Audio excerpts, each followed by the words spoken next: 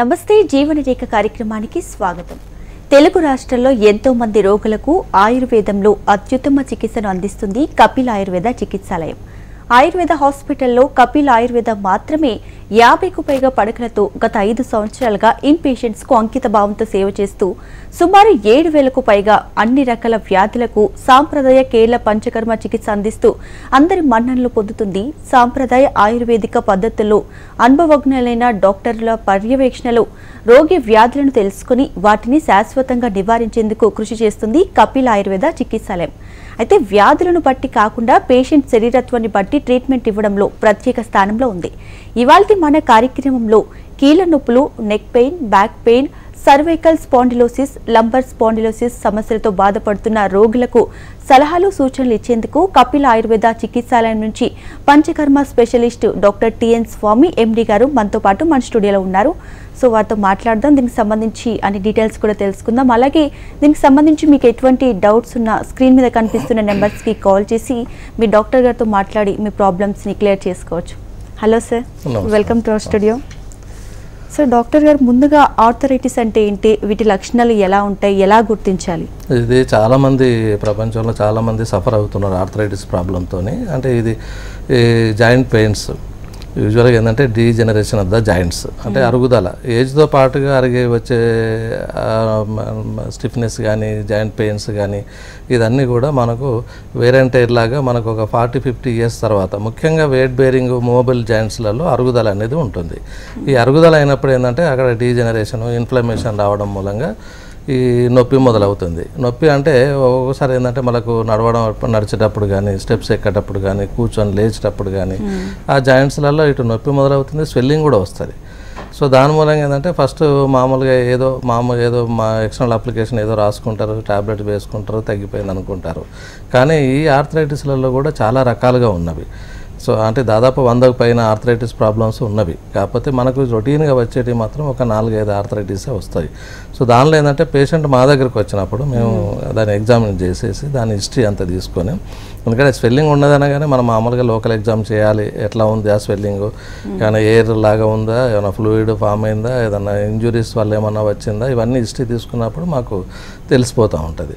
So injuries వచ్చిన దానిలో అయితే ఒక రకమైన ట్రీట్మెంట్, మామూలుగా ఏజ్ ప్రకారంగా వచ్చినదైతే ఒక రకమైన ట్రీట్మెంట్, చిన్న చిన్న టెస్ట్లతోని మనం దేని ద్వారా వచ్చిందన్నది కూడా మనం తెలుసుకోవచ్చు. సో అలా మా దగ్గరికి పేషెంట్లు వచ్చినప్పుడు ఏంటంటే వాళ్ళకు మేము సరైన గైడెన్స్ ఇచ్చేసి ఆయుర్వేదిక్ పద్ధతిలో, దీని ఆయుర్వేదిక్లో ఏంటంటే సంధిగత వాతం అంటారు. సంధిగత వాతం అంటే జాయింట్స్లలో వచ్చే ఒక వాత విశేషణ అయిపోయి ఆ జాయింట్స్ని డిస్ట్రాయ్ చేసి మనకు నొప్పి అండ్ స్వెల్లింగ్ కలిగిస్తుంది. దాని మూలంగా ఏమవుతుంది, స్టిఫ్నెస్, పెయిన్, తర్వాత ఫ్లెక్షన్ ఎక్స్టెన్షన్ సరిగా కాకపోవడం, ఇవన్నీ రొటీన్గా మనకు ఈ సిమ్టమ్స్ అన్నీ బయటపడుతూ ఉంటాయి లక్షణాలు. సో అప్పుడు ఏంటంటే మామూలుగా ఇప్పుడు నీ జాయింట్లో పెయిన్ ఉందనుకోండి, వాళ్ళు సరిగా కూర్చోలేరు, నిలబడలేరు, నడవలేరు, తర్వాత స్టెప్స్ ఎక్కినప్పుడు మాకు ఇబ్బంది అవుతుందని మాకు కంప్లైంట్ చేస్తూ ఉంటారు. దానికి ఆయుర్వేదిక్లో మామూలుగా స్నేహస్వేదాలని చిన్న ట్రీట్మెంట్తో ఇనిషియల్ స్టేజ్లో వచ్చేది ఉంటే, చాలామంది ఏంటంటే ఏమవుతుందిలే అని చెప్పేసి ఏదో టాబ్లెట్స్ వేసుకుంటూ ఉంటారు, క్రానిక్ అయిపోతుంది. చాలా సంవత్సరాల తరబడి అయినది మనకు joint almost all first stage, second stage, third stage, fourth stage వరకు పోయేసి కూడా పూర్తి స్టిఫ్నెస్ అయిపోతుంది. సో దాన్ని కొంచెము ట్రీట్మెంట్ విషయంలో కొంచెం లేట్ జరిగినా కానీ ఆయుర్వేదిక్ ట్రీట్మెంట్ ద్వారా మంచి ఇంటర్నల్ కానీ ఎక్స్టర్నల్ కానీ, ఎక్స్టర్నల్ అంటే ఏంటి, మనకు ఆయిల్ అప్లికేషన్, ఫోమెంటేషన్ ఇచ్చేది ఉంటే లోకల్గా జాయింట్లలో మనకు ఏదైతే ఆ గుజ్జు అరుగుదల ఉంటుందో, యూజువల్గా ఎనీ జాయింట్స్ కూడా మామూలుగా మనకు ఏజ్ పెరిగిన కొద్దీ కొంచెం అరుగుదల అని అవుతుంది. ఆ జాయింట్లో ఉన్న ఫ్లూయిడ్ అదంతా తగ్గిపోయి ఫ్రిక్షన్ మూలంగా మనకి సౌండ్లు కూడా వస్తూ ఉంటాయి, పేషెంట్ నడుస్తూ ఉంటే ఒక క్రిపిటేషన్స్ అంటాం అది, తర్వాత నొప్పి వస్తూ ఉంటుంది, ఒక రకంగా స్వెల్లింగ్ అవుతూ ఉంటుంది. కొంతమందికి సిమ్టమ్స్ ఎక్కువ లేకున్నా కానీ మనకు ఆ ఏజ్ మూలంగా కొంత స్వెల్లింగ్ లేకున్నా కానీ మనకు ఆర్థరైటిస్ ప్రాబ్లం వాళ్ళకి ఆల్రెడీ మొదలయ్యి ఉంటుంది. ప్రకృతి అంతలో వాత ప్రకృతి అనేది మాకు ఆయుర్వేదిక్లో చెప్పారు, వాత పిత్త కఫాలు. ఆ ప్రకృతి మూలంగా కొంతమందికి ఇది జెనెటిక్ కూడా కొన్ని వాళ్ళలో వస్తూ ఉంటుంది. సో అటువంటి వాళ్ళు ఏంటంటే కొంచెం తొందరగా ఇనిషియల్ స్టేజ్లో తీసుకున్నట్టయితే ఫర్దర్గా క్రానిక్లో ప్రాబ్లమ్స్ రాకుండా కాంప్లికేషన్స్ రాకుండా మనం ట్రీట్మెంట్ తీసుకున్నట్టయితే నయమైపోతుంది. సో ముఖ్యంగా ఇది వృత్తిరీత్యా రావచ్చు. తర్వాత ఎందుకంటే కొంతమంది బాగా వెయిట్స్ లిఫ్ట్ చేస్తూ ఉంటారు. సో అప్పుడు ఏంటంటే మోకాల మీద బాగా బరువు పడుతుంది, చీలమండల మీద యాంకిల్స్ మీద బాగా బరువు పడుతుంది. సో ఇవి బాగా ఎఫెక్ట్ అయ్యే అవకాశం ఉంటుంది. ఇక కొంతమంది లాంగ్ స్టాండింగ్ వృత్తిరీత్యా కూడా పొద్దు నుండి సాయంత్రం వరకు నిలబడాల్సి వస్తుంది. దాని మూలంగా ఏంటంటే మనకి ఆర్థరైటిస్ నీ జాయింట్లలో మొదలవుతుంది, అలాగే బ్యాక్ పెయిన్ కూడా అట్లాగే వస్తూ ఉంటుంది. సో ఇవి కొంచెం ప్రొఫెషనల్ వైజ్గా కూడా కొంతమంది స్పోర్ట్స్ పర్సన్స్కి ఏదైనా కానీ జాయింట్ని ఎక్కువ యూజ్ చేయడం వల్ల, కాన్స్టెంట్గా యూజ్ చేయడం వల్ల మనకి ఆర్థరైటిస్ ప్రాబ్లం మొదలవుతూ ఉంటుంది. సో యూజువల్గా ఏంటంటే ఆస్టియో ఆర్థరైటిస్ అని అంటాం ఇన్ జనరల్గా. అంటే మనకు రొటీన్గా చాలా మటుకు చాలామంది సఫర్ అయ్యేది ఏజ్ ఒక 40-50 ఇయర్స్ దాటిన తర్వాత మనకు ఇది మొదలవుతూ ఉంటుంది. సో ఈ 40-50 ఇయర్స్ దాటిన తర్వాత వచ్చే జాయింట్ పెయిన్స్ ఏంటంటే ఇన్ జనరల్గా ఆస్టియో ఆర్థరైటిస్ అంటాము. సో ఈ తర్వాత ఇంకా ఎర్లీ ఏజ్లో కూడా ఒక్కొక్కసారి జాయింట్ పెయిన్స్ వస్తూ ఉంటుంది. దాన్ని మనం రొమటాయిడ్ ఆర్థరైటిస్గా తీసుకుంటాం. అంటే 30 ఇయర్స్ 25 ఇయర్స్లో అది ఆటో ఇమ్యూన్ డిసీజ్ అంటాం. ఆటో ఇమ్యూన్ డిసీజ్ అంటే మనకు ఏదైతే ఇమ్యూనిటీ ఉన్నదో అది మనకు రివర్స్గా పనిచేసి ఆ జాయింట్స్ని డిస్ట్రాయ్ చేస్తూ ఉంటుంది. జాయింట్స్లో ఉన్న పార్ట్స్, లిగమెంట్స్ కానీ సరౌండింగ్ పార్ట్స్ కానీ ఇదన్నీ కూడా అది ఆ ఇమ్యూనిటీ ఏంటంటే మనని యాక్చువల్గా అయితే మనకు ప్రొటెక్షన్ ఇవ్వాలి, కానీ ఇది జాయింట్ని ఆటోమేటిక్గానే మన ఇమ్యూనిటీ రివర్సల్ అయిపోయి దాన్ని డిస్ట్రాయ్ చేస్తూ ఉంటుంది. ఇది మనకు ఆర్ఏ ఫ్యాక్టర్ అని తర్వాత చిన్న చిన్న బ్లడ్ టెస్ట్లతో కానీ అది తెలిసిపోతూ ఉంటుంది. సో అది రొమటాయిడ్. అలాగే గౌటీ ఆర్థరైటిస్ అనేది కూడా ఒకటి ఉంటుంది. సో గౌటీ ఆర్థరైటిస్లో ఏమవుతుంది అంటే మనకు యూరిక్ యాసిడ్ లెవెల్ పెరుగుతుంది. అది రక్త పరీక్ష చేయిస్తే సరిపోతుంది. అయితే మా దగ్గరకు వచ్చినప్పుడు మేము అది హిస్టరీ తీసుకోవడం మూలంగా అసలు పెయిన్ అనేది ఎక్కడ స్టార్ట్ అయింది, ఎలా స్ప్రెడ్ అయింది, ఏ జాయింట్ లెవెల్లో స్ప్రెడ్ అయింది, దాని మూలంగా మనం వెదర్ ఇట్ ఈస్ గౌటీ ఆర్థరైటిసా, రొమటాయిడ్ ఆర్థరైటిసా, లేకపోతే ఆస్టియో ఆర్థరైటిస్ అనేది మేము చిన్న చిన్న పరీక్షలు వాళ్ళకి ఏంటంటే మామూలుగా ఎక్స్రే తీసుకునే వస్తారు మా దగ్గరికి. ఇక ఫర్దర్గా ఇంకేమైనా టెస్టులు అనేవి ఉంటే మనకు స్కానింగ్ అనేది లోకల్గా చేసి మనం డయాగ్నోసిస్ చేసుకోవచ్చు. అంటే అరుగుదల అనేది ఎంత సివియర్గా ఉన్నది, ఏ స్టేజ్లో ఉన్నది, ఇదన్నీ కూడా మనకు ఈ రక్త పరీక్ష చేయడం మూలంగా అంటే మనకు రొమటాయిడ్ ఆర్థరైటిస్. ఎందుకంటే ట్రీట్మెంట్ విషయంలో కొంచెం డిఫర్ అవుతుంది. ఎందుకంటే అన్నిటికీ ఒకే రకమైన ట్రీట్మెంట్ ఉండదు. ఆస్టియో ఆర్థరైటిస్ అయితే ఒక రకమైన ట్రీట్మెంట్. ఇప్పుడు సపోజ్ ఆర్థరైటిస్తో వచ్చాడు, చాలా మోకాలు నొప్పులో ఉన్నవి, దానికి మేము మామూలుగా స్నేహస్వేదాలు చేస్తాము. తర్వాత జానువస్తి అనేది ఒక స్పెషల్ ప్రొసీజర్ ఉంటుంది, అది చేస్తాము. తర్వాత మామూలుగా ఇంటర్నల్గా క్లీనింగ్ పర్పస్లో మేము వస్తికర్మ అనేది ఒకటి మెడికేటెడ్ ఎన్మా ఇస్తాము. దాని మూలంగా ఏంటంటే వాత దోషం అంతా కూడా మనకి ఎలిమినేట్ అయిపోతుంది, పాత టాక్సిన్స్ అన్నీ కూడా ఎలిమినేట్ అయిపోతుంది. సో ఇనిషియల్ స్టేజ్లో తర్వాత కొద్దిగా జెనెటిక్ ఉన్న వాళ్ళల్లో కొంతమంది ఒబేస్ ఆల్మోస్ట్ వాళ్ళు 20 ఇయర్స్ నుండే వాళ్ళు వెయిట్ ఎక్కువ ఉంటారు కొంతమంది. సో వాళ్ళకు తొందరగా వచ్చే అవకాశం ఉంటుంది. కాబట్టి వాళ్ళు ఏంటంటే ప్రికాషన్గా డాక్టర్ని కన్సల్ట్ కావాలి. కొంచెం బాడీని మనం వెయిట్ తగ్గించుకునే ప్రొసీజర్స్ కానీ, లేకపోతే వాళ్ళకి డైట్ విషయంలో కానీ, ఎక్సర్సైజ్ విషయంలో కానీ ఇవన్నీ మేము వాళ్ళకు కౌన్సిలింగ్ ఇచ్చి చెప్తాము. దాని మూలంగా ఏంటంటే కొంతవరకు వాళ్ళు పోస్ట్పోన్ చేసుకోవచ్చు ఎర్లీగా రాకుండా, జెనెటిక్ ప్రాబ్లం ఉన్నవాళ్ళు. ఎందుకంటే కొంతమంది ఒబేసిటీ ఇంట్లో వాళ్ళ ఫ్యామిలీ మెంబర్స్ అందరూ కూడా వాళ్ళే చెప్తారు మేమంతా హెవీ పర్సనాలిటీ ఉంటాము, వెయిట్ ఎక్కువ ఉంటామని. దాని మూలంగా వెయిట్ బేరింగ్ జాయింట్స్ కాబట్టి మామూలుగా నీ జాయింట్స్ కానీ, యాంకిల్ జాయింట్స్ కానీ, హ్యాండ్స్లలో కానీ, షోల్డర్లో కానీ ఇవాళ చాలామంది సఫర్ అవుతూ ఉన్నారు ఈ బోన్స్లో పెయిన్స్ రావడం మూలంగా కానీ. సో ఇది మాకు రొటీన్గా మా దగ్గరికి వచ్చిన వాళ్ళకి ఏంటంటే కపిల్ చికిత్సాలయంలో ఈవెన్ ఇన్ పేషెంట్ ఫెసిలిటీ ఉంది కాబట్టి అవసరమైతే దూరం నుండి వచ్చిన వాళ్ళకు 1 వీక్ మేము అడ్మిట్ చేసుకొని వాళ్ళకి రొటీన్ ట్రీట్మెంట్స్ మామూలుగా ఇస్తూ ఉంటాం. చాలా మటుకు తగ్గిపోయి వెళ్ళిపోతూ ఉంటారు. అలాగే గౌట్ ఆర్థరైటిస్ కానీ, రొమటాయిడ్ ఆర్థరైటిస్ కానీ వీటి కొంచెం డిఫరెంట్గా ఉంటాయి. అన్నిటికీ ఒకే తరిగా ఉండదు. ఎందుకంటే దానికి ఆమపాచనంగా మామూలుగా కొన్ని డ్రగ్స్ ఇచ్చాము. తర్వాత ఫర్మెంటేషన్ ఆయిల్ విషయంలో కూడా కొంచెం జాగ్రత్త తీసుకొని ఏ ఆయిల్స్ వాడాలి, ఎందుకంటే అన్నీ కూడా పంచకర్మకు ఇండికేషన్గా ఉండవు. సో అది ఏంటంటే క్వాలిఫైడ్ డాక్టర్ దగ్గరికి, అది వేరే దగ్గరికి పోయి కొంతమంది మసాజ్ చేయించుకుంటారు మాకు ఎక్కువ అయిపోయింది అని కంప్లైంట్స్ ఉంటాయి. అట్లా కాకుండా ఏంటంటే క్వాలిఫైడ్ డాక్టర్ దగ్గరికి ఒక మంచి సెంటర్కి వెళ్ళేసి ఆ డయాగ్నోస్ చేసుకొని ఆ తర్వాత ట్రీట్మెంట్ తీసుకున్నట్టే తప్పకుండా తగ్గిపోతుంది. ఇవంతా చెప్పండి. ఇదంతా కూడా ఆర్థరైటిస్లో ఈ భాగంగా ఉంటుంది. దీనికి కొంచెం మనం చిన్న చిన్న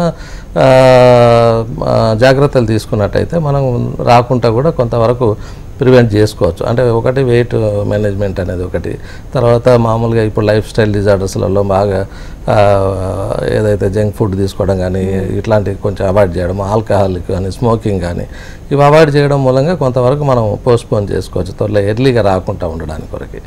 అట్లాగే కొంచెం వెయిట్ బాగా లిఫ్ట్ చేసే వాళ్ళు కూడా కొంతవరకు వాళ్ళు ఎంతవరకు చేయాలి, ఎందుకంటే వెయిట్ లిఫ్ట్ చేయడం వల్ల ఒక జాయింట్ పెయిన్స్ కాకుండా మీకు స్పైన్ ప్రాబ్లం కూడా మొదలవుతుంది వాళ్ళకు, ఎందుకంటే స్పైన్ మీద దాని ఎఫెక్ట్ పడుతూ ఉంటుంది కాబట్టి. సో ఇది కాకుండా ఏంటంటే ఇప్పుడు మా దగ్గరకు వచ్చే పేషెంట్లలో ఇప్పుడు మీరు చెప్పినట్టుగా స్పాండిలోసిస్ కేసెస్ ఎక్కువ వస్తూ ఉంటుంది. ఈ స్పాండిలోసిస్ అంటే చాలామంది కూడా ఇప్పుడు దాన్ని ఏమంటారు, మామూలుగా నెక్ రీజన్లో వచ్చిన పెయిన్ ఉంటుంది, స్టిఫ్నెస్ ఉంటుంది, మెడ తిరగనీయకుండా ఈవెన్ గిడ్డినెస్ ఉంటుంటుంది. ఇవన్నీ కూడా ఏంటంటే వర్టెబ్రాలు ఎఫెక్ట్ కావడం, ఇది కూడా ఒక రకమైన ఆర్థరైటిస్. ఈ స్పైన్లో కూడా మనకు వర్టెబ్రా అనే బోన్స్ ఉంటాయి కాబట్టి ఏజ్తో మూలంగా వచ్చేటివి కొన్ని ఉంటాయి, తర్వాత ఎర్లీగా స్టేజ్గా వచ్చేటివి కొన్ని ఉంటాయి. ఏజ్ మూలంగా వేర్ అండ్ టేర్గా మనకు వర్టెబ్రా కూడా 20 years 30 years ఉన్నప్పుడు అంత బలంగా ఉండకుండా ఏజ్ పెరిగినా కొద్దీ 50-60 వచ్చేసరికి కొంతవరకు డిహైడ్రేట్ అయ్యి ష్రింక్ అవుతూ ఉంటుంది వర్టెబ్రా కూడా. అందుకని చాలామంది ఏజ్ ఎక్కువైన వాళ్ళకు కొంతమంది వంగిపోతూ ఉంటారు, కొంతమంది ఒక సైడ్కి వంగుతూ ఉంటారు. సో ఇవన్నీ కూడా ఏంటంటే వర్టెబ్రా స్ట్రేట్గా ఉండదు, ఎంగేజ్లో ఉన్నంత స్ట్రేట్గా స్ట్రాంగ్గా వర్టెబ్రా ఉండదు. కాకపోతే ఏంటంటే దాన్ని మనం యూజ్ చేసుకునే విధానాన్ని బట్టి కూడా ఉంటుంది. ఎందుకంటే ఇవాళ రేపు సెల్ ఫోన్స్ కానీ సిస్టమ్స్ కానీ అదే పనిగా మనం నెక్ను బాగా స్ట్రెయిన్ చేసి అట్లాగే గంటల తరబడి ఉన్నట్లయితే తప్పకుండా అక్కడ అరుగుదల మొదలవుతుంది, పెయిన్స్ మొదలవుతాయి, అలాగే డిస్క్ ప్రొలాప్స్ అవుతూ ఉంటాయి, రాడికులోపతి వస్తూ ఉంటుంది. రాడికులోపతి కండిషన్ ఏంటంటే ఏదైతే ఇప్పుడు స్పైన్ నుండి మనకు స్పైనల్ కార్డు వెళ్తూ ఉంటుంది, దాని నుండి అన్నీ కూడా ఒక దాని కేబుల్ వైర్స్ లాగా అన్ని నర్వ్స్ అన్నీ కూడా వెళ్తూ ఉంటాయి. ఎప్పుడైతే ఈ ష్రింక్ అయ్యి కానీ డిహైడ్రేట్ అయింది కాబట్టి నేరో అయిపోతుంది, ఆ కెనాల్లో నేరో అయిపోతుంది, ఆ డిస్క్ స్పేస్ కూడా నేరో అవుతుంది. నేరో అవడం మూలంగా ఏమవుతుందంటే వాటి నర్వ్స్ మీదే మనకు ప్రెషర్ పడుతూ ఉంటుంది, దాని మూలంగా ఏంటంటే నర్వ్ ఇరిటేషన్ అవుతూ ఉంటుంది. అట్లాంటప్పుడు ఇక మనకు కాళ్ళ చేతులు తిమ్మిలు రావడము, తర్వాత ఈవెన్ ఈ షోల్డర్ బ్లేడ్స్ మధ్యలో కూడా షోల్డర్ రీజన్లో కూడా సివియర్గా పెయిన్ రావడం, ఒక్కొక్కసారి వాళ్ళు ఈవెన్ లిఫ్ట్ ఒక రైటింగ్ కూడా కష్టంగా ఉంటుంది, అంత సివియర్గా కంప్రెషన్ అవుతూ ఉంటుంది. నర్వ్ కంప్రెషన్ కావడం మూలంగా ఇవన్నీ సమస్యలు ఉత్పన్నమవుతాయి. దానికి ప్రికాషన్ ఏంటంటే వాళ్ళు ఈ సెల్ ఫోన్లే కానివ్వండి, ఒక్కొక్కరు బండి మీద పోతూ కూడా చాలామంది ఒక సైడ్కు వంగేసి పెట్టుకొని మాట్లాడుతూ పోతూ ఉంటారు, దాన్ని చాలా ఎఫెక్ట్ పడుతూ ఉంటుంది. అప్పుడు తెలియదు, తర్వాత దాని ఎఫెక్ట్ అనేది తెలుస్తూ ఉంటుంది. ఈ చిన్న చిన్న జాగ్రత్తలు తీసుకున్నట్లయితే మనకు కొంత సిస్టమ్ యూజ్ చేసే వాళ్ళు కూడా ఒక 1-2 అవర్స్కి ఒకసారి పొజిషన్ మార్చు, మెయిన్గా పోస్చర్ కూడా ఒక్కోసారి ఇష్టం ఉన్నట్టుగా మనకు బెడ్ మీద పడుకొని కూడా చూస్తూ ఉంటారు. ఈవెన్ పేషెంటే చెప్తారు, సార్ ఎక్కువసేపు సెల్ ఫోన్ చూడడం వల్ల నాకు ఈ ప్రాబ్లం వచ్చింది అని. ఆ సమస్య తెలిసినప్పుడు మనకు దాన్ని అవాయిడ్ చేయడమే ఒకటే, దానికి ఇది ఎన్ని రోజులని మనం మెడిసిన్ వాడతాము, ఎన్ని రోజులని ట్రీట్మెంట్లు తీసుకుంటాము, వీలైనంత మటుకు ప్రికాషన్గా ప్రివెంట్గా ఏంటంటే ఏ వెయిట్తో వస్తున్నది అనేది కొంతవరకు అవాయిడ్ చేసుకొని మనం ట్రీట్మెంట్ తీసుకున్నట్టయితే సమస్య తీరుతుంటుంది. ఈ సర్వైకల్ స్పాండిలోసిస్లో కూడా సిమ్టమ్స్ బాగా సివియర్గా ఏంటంటే డ్రాగింగ్ పెయిన్ ఆఫ్ హ్యాండ్ అనేది, తర్వాత చేతులు తిమ్మిళ్ళు వస్తున్నాయి అనేది, స్టిఫ్నెస్ అనేది, తర్వాత మూమెంట్ కూడా సరిగా ఉండదు. సో ఇవన్నీ సమస్యలతో వాళ్ళు వస్తారు. మామూలుగా ఎక్స్రే తీసుకున్నట్లయితే మనకు సర్వైకల్ స్పాండిలోసిస్ అని వాళ్ళు మామూలుగా నేరో అయిపోయినవి, డిస్క్లని వర్టెబ్రా అంతా నేరో అయిపోయింది, దాని మీద ప్రెషర్ పడుతున్నది. ఇంకా కూడా పోతే ఇంకా మైన్యూట్గా తెలియాలంటే మనకు సిటీ స్కాన్ కానీ ఎంఆర్ఐ కానీ, దాని మూలంగా దాదాపు వచ్చే ఎంఆర్ఐ రిపోర్ట్స్ అన్నీ కూడా ఈ narrowing of the disc plus అని, డిస్క్ ప్రొలాప్స్ అని, ఇవన్నీ ఇదే సమస్యలు. ముఖ్యంగా మనకు సర్వైకల్ అంటే C7 C8 ఆ ఏరియాలో అవుతుంది. లంబార్ స్పాండిలోసిస్ అంటే మనకు L4 L5లో ఎక్కువ ఈ డిస్క్ ప్రొలాప్స్లు ఉంటున్నవి. దీనికి ఏంటంటే బాగా సివియర్గా ఉన్నప్పుడు అంటే అట్మోస్ట్ సర్జికల్గా వెళ్తారు. సో సర్జరీ చేయడం మూలంగా ఏంటంటే పర్మనెంట్ సొల్యూషన్ ఏం కాదు, ఒక్కొక్కసారి సర్జరీ తర్వాత కూడా మళ్ళీ సమస్య ఉత్పన్నం కావచ్చు వాళ్ళు సరిగా అయిన జాగ్రత్తలు తీసుకోకపోతే. సో దీనికి ఆయుర్వేదిక్లో ఏంటంటే మాకు మంజాస్తమం అని, తర్వాత గ్రీవస్తమం అని మెడలు నొప్పిలో ఉన్నప్పుడు అంతా లంబార్ స్పాండిలోసిస్కి ఏంటంటే కటిశూల కటిగ్రహ అని చెప్తూ ఉంటాము. సో ఇది ఏంటంటే ప్రికాషన్గా వాళ్ళు చేసే పనులు కానీ ఒత్తిళ్ళు కానీ ట్రావెలింగ్లో కానీ చాలామంది బైక్ రైడింగ్ 100 kilometers రోజు పోయి రావడం, వీటన్ని మూలంగా ఏంటంటే ఆ జంపింగ్ దాట్లలో ఈ స్పైన్లో ఉన్న వర్టెబ్రా కూడా కొంచెం మనకు ష్రింక్ అవుతూ ఉంటుంది, నేరో అవుతూ ఉంటుంది, దాని మూలంగా నర్వ్స్ మీద ఒత్తిడి పడడం, నొప్పి రావడం మొదలవుతుంది. 90% మాకు వచ్చే పేషెంట్స్ కూడా దాదాపు ఇవే కంప్లైంట్స్తో వస్తూ ఉంటారు. సో దీనికి ఏంటంటే మేము రాగానే మనం డయాగ్నోస్ చేసుకొని ఆ ఇన్వెస్టిగేషన్స్ అన్ని చూసి వాళ్ళకు ఆయుర్వేదిక్లో ద బెస్ట్ ట్రీట్మెంట్ ఏముంటుంది, ఎట్లా వాళ్ళు ఈవెన్ ఇంటర్నల్గా కానీ ఎక్స్టర్నల్ అప్లికేషన్స్ కానీ. సో ఎక్స్టర్నల్గా తీసుకోవాల్సి వచ్చినప్పుడు ఏంటంటే మేము ఈ సర్వైకల్ స్పాండోసిస్ కానీ లంబార్ స్పాండోసిస్ కానీ గ్రీవవస్థి అని కటివస్థి అని ఒక ప్రొసీజర్ ఉంటుంది. ఆ ప్రొసీజర్ ద్వారా ఏంటంటే మనకు ఏవైతే డిహైడ్రేట్ అయినాయో ఏవైతే ష్రింక్ అయినాయో ఆ వర్టెబ్రా కొంత మనకు యాక్టివేట్ అవుతుంది, అక్కడ అది కొంచెం స్ట్రెంథెన్ అవుతుంది. ఆ లోకల్గా ఉన్న మజిల్స్ కానివ్వండి, లిగమెంట్స్ కానివ్వండి, ఇవన్నీ కూడా కొంచెం స్ట్రెంథెన్ అవుతుంది, సర్క్యులేషన్ పెరుగుతుంది కాబట్టి ఆటోమేటిక్గా రిలాక్సేషన్ అనేది వస్తుంది. సో పేషెంట్ ఈజీ మూమెంట్స్ వస్తూ ఉంటాయి, పెయిన్ కూడా సబ్సైడ్ అవుతుంది. సో ఇది ఒక ప్రొసీజర్. అది అలాగే లంబార్ రేంజ్లో వచ్చినప్పుడు కటివస్థి అని ఒక ప్రొసీజర్ చేస్తాం. ఆ ప్రొసీజర్ వల్ల ఏంటంటే ఆ లోకల్గా ఏదైతే L4 L5లో ఏదైతే డిస్క్ ప్రొలాప్స్ అయిందో అది కాస్త కొంచెం ష్రింకన్ అయిపోతే అది లోపలికి వెళ్ళిపోతుంది. దాని మూలంగా ఏంటంటే మనకు నరువు మీద ప్రెషర్ అనేది తగ్గుతుంది. సో అది పోగా ఏంటంటే దానికి ఇది చేసిన తర్వాత మేము మామూలుగా మెడికేటెడ్ బౌల్స్, మెడికేటెడ్ లీవ్స్తో కానీ మెడికేటెడ్ పౌడర్స్తో కానీ తర్వాత ఆయిల్ అప్లికేషన్ చేసుకుంటూ మేము ఫర్మెంటేషన్ ఇస్తాం, దాన్ని స్వేదకర్మ అంటాం. సో దాని కాకుండా కూడా ఇంకా చాలా ప్రొసీజర్స్ ఉన్నాయి. పేషెంట్ వచ్చినప్పుడు వాళ్ళ సివియారిటీని బట్టి ట్రీట్మెంట్ అనేది చేంజ్ చేసుకుంటూ ఉంటాం. ఇది ఎక్స్టర్నల్ వరకు, అంటే మనకు పంచకర్మలలో మనకు వమనం విరేచనం వస్తే నస్యం ఎట్లయితే చెప్పారో ఇది వాతదోషంతో ప్రధానంగా వచ్చింటుంది కాబట్టి దీనికి వస్త్రకర్మ అనేది ద బెస్ట్ ట్రీట్మెంట్. సో దీనిలో కూడా రకరకాల మాత్రావస్థ అని, కషాయవస్థ అని, స్నేహవస్థ అని రకరకాలు ఉంటవి.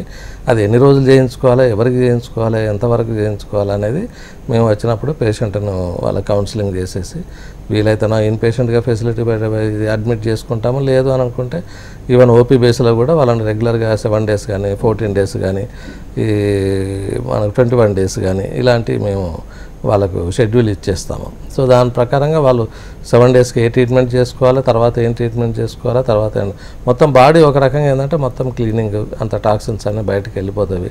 తర్వాత జాయింట్స్ అన్నీ కూడా మనకు ఫ్లెక్సిబుల్ అవుతుంది, లోకల్ సర్క్యులేషన్ స్ట్రెంథన్ అయిపోతుంది. ఈ రకంగా చేసుకోవడం మూలంగా ఏమవుతుందంటే ఫర్దర్గా ఇంకేదన్నా కొంత డిసీజెస్ ఉన్నా కానీ టాక్సిన్స్ ఉన్నా కానీ ఈ పంచకర్మల వల్ల ఏంటంటే అవి కూడా మనకు సైడ్ బై సైడ్ అవి కూడా ఎలిమినేట్ అయిపోయి మొత్తం మా బాడీ ఒక దాన్ని ఏమంటారు స్ట్రెంథన్ అయిపోతుంది, ఇమ్యూనిటీ కూడా పెరుగుతుంది. సో ఇవన్నీ మేము వాళ్ళకి కౌన్సిలింగ్ ఇచ్చేస్తాము. ఒక రకంగా డిసీజ్ వచ్చినప్పుడే రావాల్సిన పని ఏం లేదు, యాక్చువల్గా అయితే మేము అదే ఎడ్యుకేట్ చేస్తూ ఉన్నాము మన ఛానల్స్ ద్వారా కానీ దీన్ని మా ప్రోగ్రామ్స్ ద్వారా. కానీ లేని వాళ్ళు కూడా మనకు వారానికి ఒకసారి అలా వచ్చి కూడా మనకు రీజువినేషన్ థెరపీ లాగా వాళ్ళు టోటల్ బాడీ అంతా కూడా క్లెన్సింగ్ చేసుకొని మనకు వెహికల్ కదా సర్వీసింగ్ చేయించుకున్నట్టుగా రెగ్యులర్గా వాళ్ళు కనుక చేయించుకున్నట్టయితే ఈ తొందరగా వచ్చేటివన్నీ కూడా మనం కొంతవరకు పోస్ట్పోన్ చేసుకోవచ్చు. ఎందుకంటే ఏజ్ను మనం ఏం ఆపలేము, ఏజ్ మూలంగా వచ్చేటివి కొంతవరకు కొన్ని జబ్బులు ఉంటవి, కాకపోతే సివియర్గా ఉండవు. ఎందుకంటే ఒక్కొక్కసారి వర్సన్ అయిపోతుంది పెయిన్, అసలు వాళ్ళు ఏ పనులు చేసుకోకుండా ఏజ్డ్ వాళ్ళు 60 years 70 years వచ్చిన వాళ్ళు ఎటు నడవలేని పరిస్థితులలో కూర్చొని పరిస్థితులలో ఉంటారు. ఇది మధ్యలో మనకు ఈ ట్రీట్మెంట్స్ కనుక ఇది ఎందుకంటే ఆయుర్వేదిక్లో ఎప్పుడో చెప్పారు చాలా కాలం క్రితమే మనం ఏ దినచర్య అని ఋతుచర్య అని ఏ టైంలో ఏం తీసుకోవాలనేది. ఎందుకంటే జీవన శైలి ఇప్పుడు ఇది అంటే జీవన శైలి ఉన్నది కాబట్టి కంప్లీట్గా మనం ఫాలో అవుతూ ఉండాలి. లైఫ్ స్టైల్ డిజార్డర్స్ పొద్దున్న లేస్తే మనం ఉరుకుల పరుగుల జీవితం ఉన్నది కాబట్టి వీళ్ళని చిన్న జాగ్రత్తలు తీసుకుంటే అంత ఇబ్బంది పడకుండా ఉంటారు. సో బేసిక్గా మరి ఈ ఆర్థరైటిస్ అలాగే స్పాండిలోసిస్ ఈ పేషెంట్స్ ఎలాంటి ఫుడ్స్కి దూరంగా ఉండాలంటారు, ఎలాంటి వ్యాయామాలు చేయాలంటారు? ఇది రెగ్యులర్గా మేము వచ్చినప్పుడు కౌన్సిలింగ్ ఇస్తూ ఉంటాం. అంటే ఒక రకంగా వాళ్ళకు ఏదైనా బీపీ షుగరు వాటితో వచ్చేది ఉంటే వాటిని మేము అదే డైట్ ఫాలో కంటాం. అంటే స్వీట్స్ తీసుకోపోవడం కానీ, తర్వాత కొంచెం సాల్ట్ తగ్గించుకోవడం అని, కారం తగ్గించుకోవడం అని. బీపీ షుగర్ ఉన్న వాళ్ళకు అదొక రకమైన షెడ్యూల్ ఇస్తాము. కొంతమంది ఏంటంటే ఒబేసిటీ కొంచెం వెయిట్ ఎక్కువ ఉన్న వాళ్ళు వస్తారు. సో దానికి ఏంటంటే మీరు ఎక్కువ ఫైబర్ ఫుడ్ యూజువల్గా అయితే మేము చెప్పేది అందరికీ కూడా నాన్ వెజిటేరియన్ వీలైనంత మటుకు తగ్గించుకోండి అని చెప్పేది, ఎక్కువగా వెజిటేరియన్ ఫుడ్ దట్టు బయట ఫుడ్ అవాయిడ్ చేయమని చెప్పేది. దానివల్ల కూడా కొన్ని సమస్యలు వస్తూ ఉన్నవి ఈ జంక్ ఫుడ్తోని. అందుకని ఇది యూజువల్గా ఏంటంటే మేము ఫైబర్ ఫుడ్ ఎక్కువ తీసుకోవడం, వాటర్ ఎక్కువ, ఎందుకంటే ఓల్డ్ ఏజ్లో ఏంటంటే డిహైడ్రేషన్ ప్రాబ్లం ఉంటుంది కాబట్టి వాటర్ ఎక్కువ కన్జ్యూమ్ చేయమని చెప్తాము. అట్లాగే మిగతా చిన్న రెగ్యులర్ వాకింగ్ ఎంత వీలైతే అంత ఒక 40-45 minutes రెగ్యులర్ వాకింగ్ ఒకటి చేసుకోమని చెప్తాము. సో ఈ యోగా కానీ మెడిటేషన్ కానీ ఈ స్ట్రెస్ మూలంగా ఇంకేమైనా సమస్యలు వచ్చేది ఉంటే వాటిని కూడా మనం కంట్రోల్ చేసుకోమని చెప్తూ ఉంటాం మేము. అది ఆ పేషెంట్ వచ్చినప్పుడు వాళ్ళ తత్వాన్ని బట్టి డైట్ షెడ్యూల్ ఇవ్వడం కానీ ఆ డైట్ ఫాలో కావాలని చెప్తుంటాం. ఎందుకంటే కాలర్ కూడా ఉన్నారు, కాలర్తో మాట్లాడదాం. షబానా ఏలూరు నుంచి. నమస్తే అండి. నమస్తే అండి. సో మీ ప్రాబ్లం ఏంటో డాక్టర్ గారితో చెప్పండి. చెప్పండి అమ్మా. ఏం కాదండి, నాకు జాయింట్ పెయిన్స్ కిన్నెళ్ళు షుగర్ ఒకటి ఉంది నాకు. ఓకే, ఎంత ఏజ్ అమ్మా? వయసు ఎంత? 39 అండి. అప్పుడు షుగర్ వచ్చేసిందా? మందులు వాడుతున్నారా? మందులు అంటే కంట్రోల్లోనే ఉన్నాను. ఎక్కడ మోకాళ్ళలో నొప్పులు ఉన్నాయా? ఎక్కువ నడుము నొప్పి ఉందా? అది టక్ టక్ సౌండ్ కూడా వస్తుందండి అప్పుడప్పుడు. ఓకే, జాయింట్లు. బరువు ఎక్కువ ఉన్నారా మీరు? మామూలు బరువే ఉంటారా? మామూలు. వెయిట్ కూడా తగ్గిపోయానండి ఈ మధ్యలో. ఓకే, థైరాయిడ్ ప్రాబ్లం ఏమైనా ఉందా? లేదండి, ఏం లేదు. సో వీళ్ళకి మామూలుగా ఎర్లీ ఏజ్లోనే మన జెనెటిక్ ప్రాబ్లం ఏమైనా ఉంటుంది. ఎర్లీ ఏజ్లోనే వీళ్ళకి ఆర్థరైటిస్ ప్రాబ్లం మొదలైంది. అట్లాగే డయాబెటీస్ ఉన్నది కాబట్టి ఇంకొంచెం జాగ్రత్తగా ఉండాలి. ఎందుకంటే డయాబెటీస్ ఆల్మోస్ట్ ఆల్ బాడీలో ఉన్న అన్ని ఆర్గాన్స్ను కూడా ఎఫెక్ట్ చేస్తూ ఉంటుంది. అది కంట్రోల్లో ఉంచుకుంటూ డైట్ విషయంలో కానీ, తర్వాత డాక్టర్ కూడా ఒకసారి చూపించుకున్నట్టయితే ఏలూరులో అన్నారు కాబట్టి దూరం ఉంటుంది ఇక్కడికైతే. కాకపోతే మాకు ఇక్కడికి వచ్చినా కానీ మాకు ఇన్పేషెంట్ ఫెసిలిటీ ఉంది కాబట్టి ట్రీట్మెంట్ చేయగలుగుతాము. ముఖ్యంగా ఈ మామూలుగా ఎర్లీ స్టేజ్లో ఉన్నట్టయితే మాకు సింపుల్ ట్రీట్మెంట్స్ అని స్నేహస్వేదాలు, జానువాస్తి ఇలాంటివి చేసినట్లయితే దాదాపు ఈ ఆర్థరైటిస్ ప్రాబ్లం తక్కువ అవుతుంది. చాలా మటుకు ఏంటంటే కాల్షియం డెఫిషియన్సీ కూడా ఈ ఆర్థరైటిస్లో ఉంటుంటుంది. ఈ కాల్షియం కానీ మిగతా ఎలక్ట్రోలైట్స్ కానీ ఇవన్నీ కూడా జాగ్రత్తగా చూసుకుంటూ ఉండాలి. కాల్షియం సబ్స్టిట్యూట్గా మేము దాదాపు వాళ్ళకు డైట్ విషయంలో కానీ మెడిసిన్స్ విషయంలో కూడా చార్ట్ ఇస్తూ ఉంటాము. ఇవి కొంచెం జనరల్ ఎక్సర్సైజ్ కూడా ఉండాలి, మూమెంట్స్ కూడా ఉండాలి వాళ్ళకు ఈ ఆర్థరైటిస్ లోపల. సో దాదాపు అవి ట్రీట్మెంట్ తీసుకున్నట్టయితే తగ్గిపోతుంది వాళ్ళకి. సో మరి వీటికి కపిల్ చికిత్సాలయంలో ఎలాంటి ట్రీట్మెంట్ అందుబాటులో ఉంది? ఇది మేము దాదాపు ఇది ఒక రకంగా కపిల్ గ్రూప్ వాళ్ళది ఏంటంటే మొదటి నుండి కూడా కొంత స్టాండర్డ్ మెయింటైన్ చేస్తూ ఉన్నాము. తర్వాత మెయిన్గా వచ్చేసి ఏంటంటే ఇన్పేషెంట్ ఫెసిలిటీ ఒకటి ఉంది. తర్వాత టెక్నీషియన్స్ కూడా దాదాపు మేము అందరూ ఈ థెరపిస్టులు ఎవరైతే ఉన్నారో ట్రైన్డ్ వాళ్ళు, దట్టు కేరళ వాళ్ళనే మేము చూసుకుంటూ ఉన్నాం. ప్రతి ట్రీట్మెంట్ అప్పుడు కూడా మేము డాక్టర్లుగా పర్యవేక్షణలో మేము వెళ్ళి వాళ్ళకి కలిసి ఎలా చేయాలి, ఎంత ఇది. ఎందుకంటే ఒక్కొక్కసారి మా దానిలో హీట్ థెరపీ కూడా ఉంటుంది. హీట్ చేయడం, ఎంతవరకు హీట్ చేయాలి, ఎంతసేపు చేయాలి, ఆ ట్రీట్మెంట్ విషయంలో మళ్ళీ ఎలాంటి వాళ్ళు జాగ్రత్తలుగా చేయాలి. కొన్ని ఒక్కొక్కసారి ఏంటంటే వాళ్ళు ఒక్కొక్కసారి ప్రెషర్ ఎక్కువ ఇచ్చినా కానీ మనకు ఎక్కువ నొప్పులు ఎక్కువ అయ్యే అవకాశం ఉంటుంది. అందుకని మేము పేషెంట్ ఒక సివియారిటీని బట్టి ఆ టెక్నీషియన్లు కూడా ముందే వెళ్ళి వాళ్ళు చేసేటప్పుడు కూడా అక్కడ ఉండి ఆ ట్రీట్మెంట్ జాగ్రత్తగా చేయమని చెప్తూ ఉంటాము. సో ఇక కపిల్ చికిత్సాలయంలో కాంప్రమైజ్ అనేది ఏం లేదు. ఆయిల్స్ విషయంలో కానీ ఒక రకంగా నో లాస్ నో ప్రాఫిట్ లాగానే ఇది ఓన్లీ సర్వీస్ మోటోతోనే ఇది స్టార్ట్ చేశారు. అలాగే నడుస్తూ ఉంది. చాలా మటుకు మాకు ఇన్ పేషెంట్లు కూడా మాకు అడ్మిట్ అయ్యి మంచి క్యూర్ అయ్యి వెళ్ళినాం. కంటిన్యూ చేద్దాం. నెక్స్ట్ కాలర్ కూడా ఉన్నారు, వరదరాజు హైదరాబాద్ నుంచి. నమస్తే అండి. నమస్కారం అండి.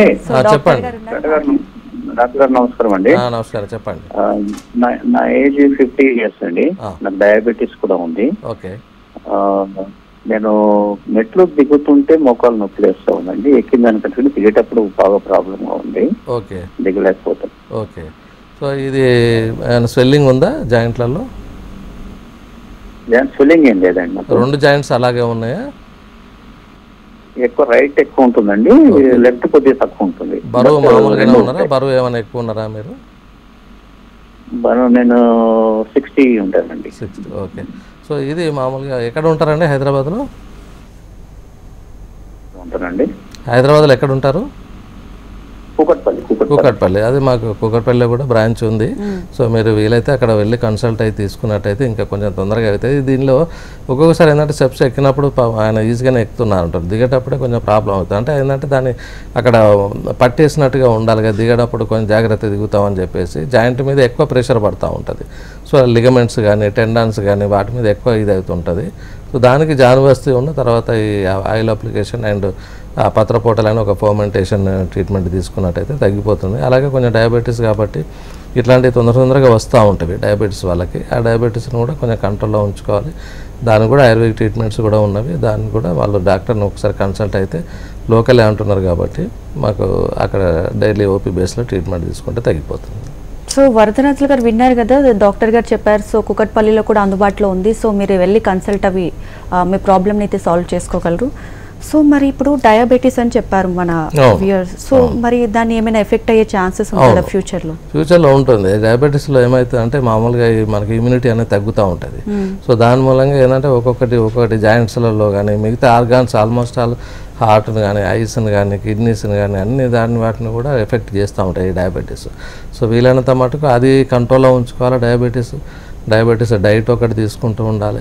ఈ చిన్న వాటికి ఏంటంటే ఇప్పుడు ఇట్లాంటి జాయింట్ పెయిన్స్ అవి రాకుండా ఉండాలంటే వాళ్ళు రీజ్యూమినేషన్ థెరపీగా కూడా వాళ్ళు వచ్చి మా దగ్గర ట్రీట్మెంట్ తీసుకుంటూ ఉంటారు. కొంతమంది వాళ్ళు రాకుండా ప్రికాషన్ కూడా కొంతమంది అవేర్నెస్ వస్తూ ఉన్నది పబ్లిక్లో. ఎందుకంటే చాలామంది సఫర్ అవుతూ ఉన్నారు ఇప్పుడు.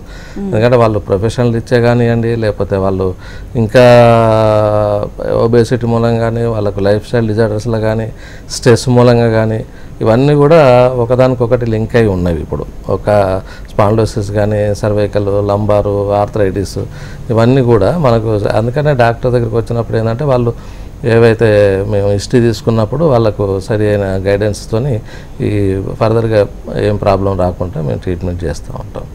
కపిల్లో ఉన్నది ఏంటంటే స్పెషాలిటీ ఇన్పేషెంట్ చాలా తక్కువ ఉంటాయి మనకు.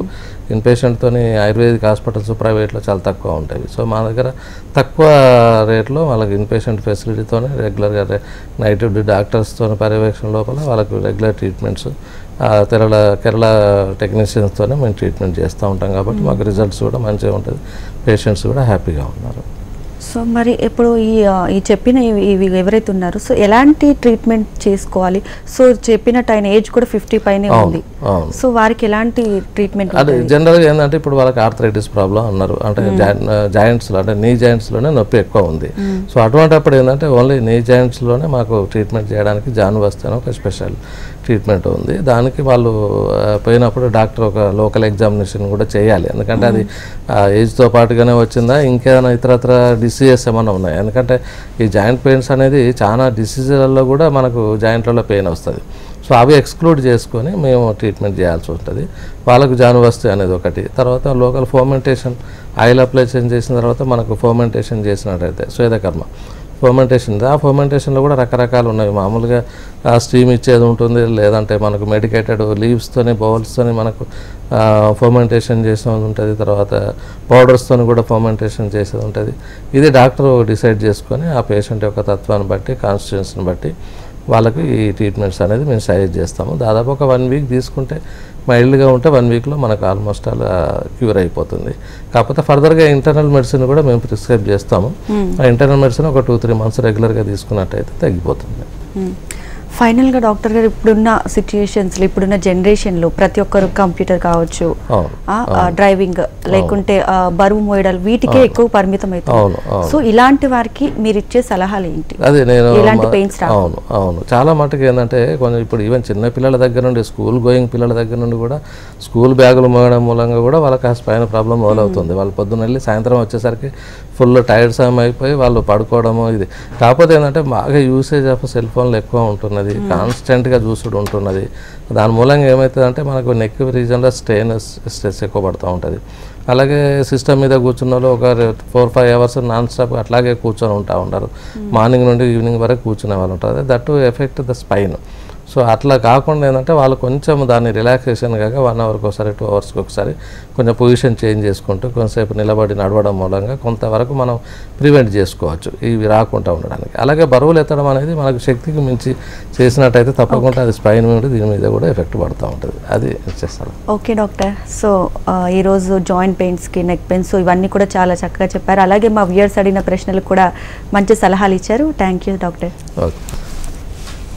ఇది వాల్టి జీవనరేఖ. నమస్తే.